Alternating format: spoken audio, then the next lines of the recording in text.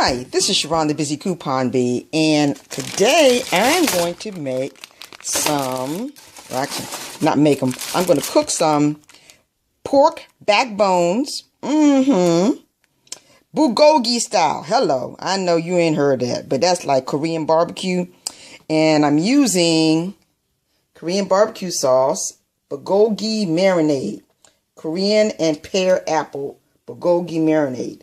And I spiced it up with some crushed red pepper. That's what I'm using. I got that at our local Korean market. It's H Mart. Somebody would think I had some stock in H Mart, but I really don't. So the first thing I'm going to do, I'm going to take these out and arrange them on here. And since I'm my own videographer today, I got to let y'all see it after it's out. Hold on. Okay, I have arranged the backbones like this, and I did pour the marinade that was in the bag over top of them. Now, I know a lot of times you see the rules and the people say don't use the marinade. Well, I don't use the marinade to baste them. I use the marinade in there with them. That marinade is going to get to a temperature of about 350 degrees. So anything that survives 350 degrees would jump out the oven and get me anyhow. So I'm not worried about that. But anyway, I have the neck bones here, and I wanted to give you a look to see what they actually look like. Let me see if I can find my... Okay, here we go. They cut them in half, like that. And those of you who might be anatomy students, see that little groove down the middle? That's where the spinal cord will go. Now, if you've getting grossed out by that, don't buy these and waste your money. Okay, but this is proved it would probably be some good eating. I love pork neck bones, but I have never had pork backbones. So I decided I'm going to try something new. Like I said, every time I go to H Mart, I try to do something I have never tried, something I've never tried before, and I've never had pork backbones. Now, I've had the Bulgolgi Korean barbecue sauce. I love that, but it's just not spicy enough for me. So I put in about a cup and a half of the Korean barbecue sauce and a tablespoon of the hot pepper flakes. Yes, I like it spicy. You know me, I like my meals and my meat spicy. And so that's what I did. I put that in here so it's nice and spicy. And I'm going to cook this. First, I'm putting it on broil for about 15-20 minutes to get a nice crusty crust on it.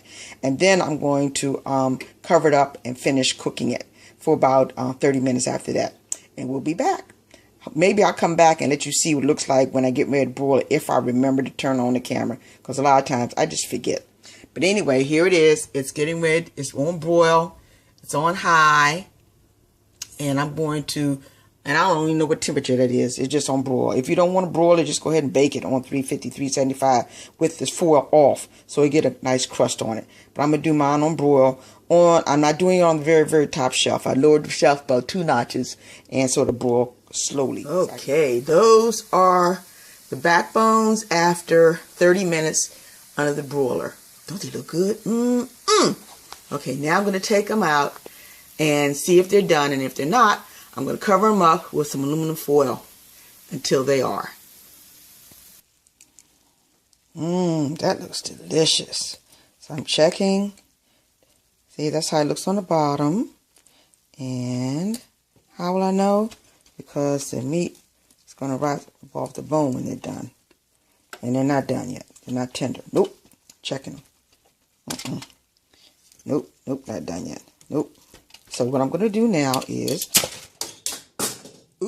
I'm going to cover this up. Ow. That's some good sauce. Okay. I'm going to cover this up with some aluminum foil for about 30 minutes. I piled all the backbones up into a pile like this. Now I'm going to pull the sides up and wrap this up and put it back in the oven for another 30 minutes on a temperature of 350 degrees. And now I'll let that cook for about 30 minutes on 350. Okay, it's all done. And let's stop this. And let's see how it came out. Alright.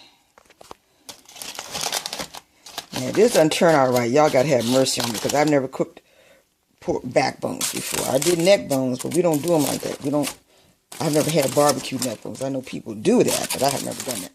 And the reason we did it this way was because once we had the nice crusty goodness on top, all that barbecue crusty flavor, folding it up like this meant that the rest of the way it was going to steam it done. So hopefully it was in there long enough. Let me see. I have to get me a fork. Okay, let me see. Let me go ahead here.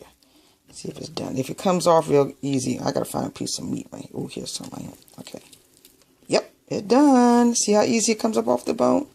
That means it's done. Okay, let me see. All right, Kemosabe, you want to taste this? These are pork neck bones. Oh, I'm trying to get a piece off of here with one hand, and it's not working. Because I'm just going to have to grab up one and stick it in my face. Oh, here comes right here. Okay, Kemosabe, here you go. That's hot. Very, very hot.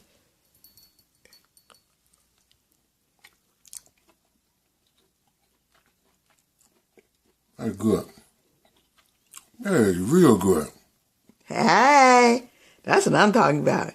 Give me some. This is Sharon, the Busy Coupon Bee.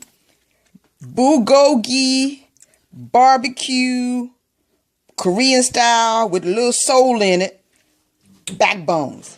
Neckbones. Backbones. This is backbones, baby. This is backbones. So what do you eat with bulgogi? Backbones?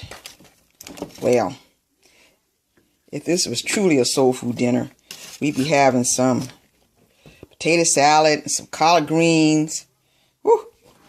That's what we'd be eating with it. But since this is a Korean dish, we just have to settle for some good old steamed broccoli. And we only steam it for 5 minutes. It's fresh broccoli. We steam it for 5 minutes and about 2 tablespoons of water. And then we put some butter on it. And I'm going to put some black soy sauce on mine. I don't know what my husband wants on his. But that's what I would do. Isn't that pretty right there? That's what I'm talking about. Bulgogi BBQ, Korean style with a little soul in it. Backbones. Bye-bye. Yum, yum.